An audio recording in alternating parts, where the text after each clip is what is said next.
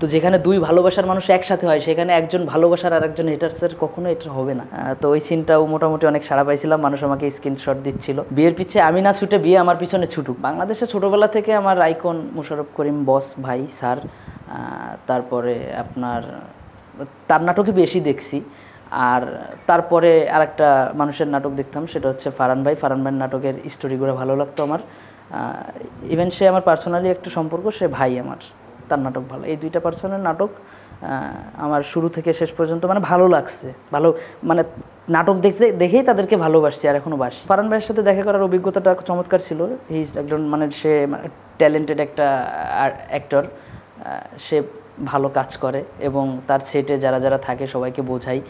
ভাইয়ের একটা নাটকে একটা সিনে আমিও একদিন কাজ করছিলাম, তো ওই সিনটাও মোটামুটি অনেক সাড়া পাইছিলাম, মানুষ আমাকে স্ক্রিনশট দিচ্ছিল। ভাইয়ের সাথে নাটকে ভিলেন হিসেবে মানুষ নিবে না, কারণ ভাইয়ার আর আমার যখন ছবি ছাড়ছি ফেসবুকে ফারহান ভাইয়ার আর আমার, তখন মনে করেন 1.5 লাখ 2 লক্ষ মানুষ সেখানে অন্যভাবে রিয়্যাক্ট দিছে, অন্যভাবে কমেন্ট করছে যে দুই ভালোবাসার মানুষ একসাথে।